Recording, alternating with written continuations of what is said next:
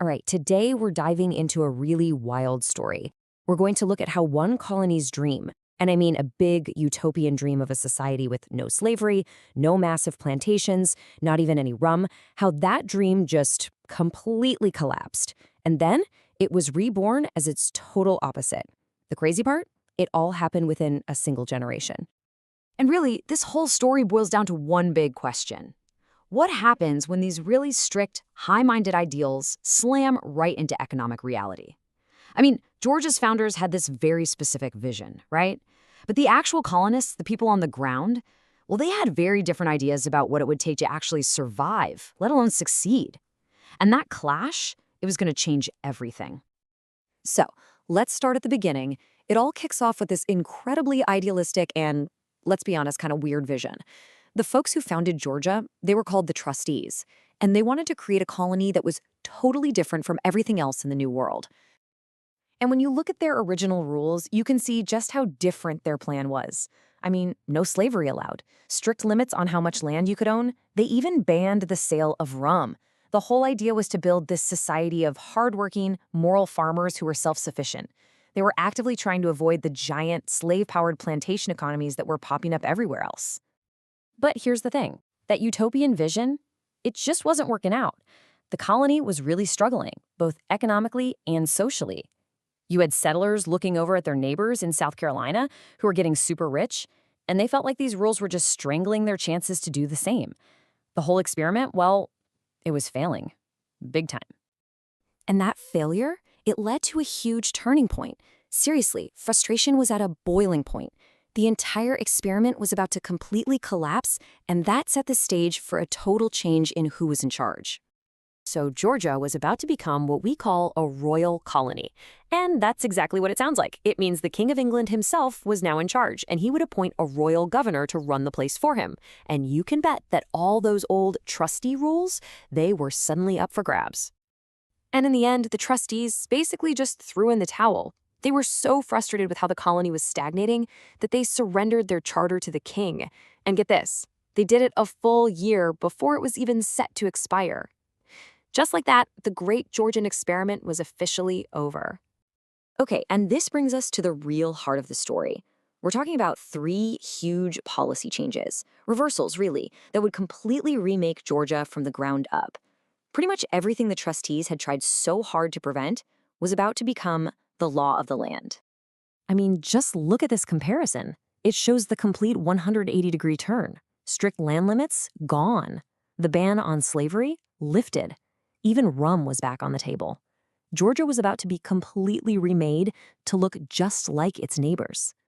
So first up, land. The floodgates just opened, the old ownership rules were relaxed, which was a huge deal. Women were even allowed to own land for the first time, and as Georgia got new territory from American Indians and the Spanish, settlers just rushed in.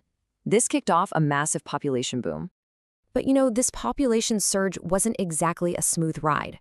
Some of the more established colonists kind of looked down their noses at the new settlers moving in, especially those on the frontier. They even gave them a derogatory nickname, crackers. It's a small detail, but it really shows you the kind of social tensions that were bubbling up during this period of crazy fast growth. But as big a deal as the land rush was, it was nothing compared to the most profound change of all. And that was the introduction and then the explosion of slavery. This one single decision would change Georgia's economy, its society, everything, forever.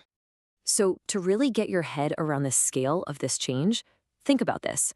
In 1750, there were about 500 enslaved people in Georgia. But what happened next? Well, it's just staggering. Yeah, just 25 years later, by 1775, that number had exploded to 18,000. From 500 to 18,000. That is an unbelievable increase. We're talking about an absolutely massive transformation in just a couple of decades. And this chart really helps you see that explosion. It's just a vertical line, practically. Georgia was quickly, and I mean quickly, becoming the exact thing its founders had tried so hard to prevent, a full-blown, slave-based plantation economy.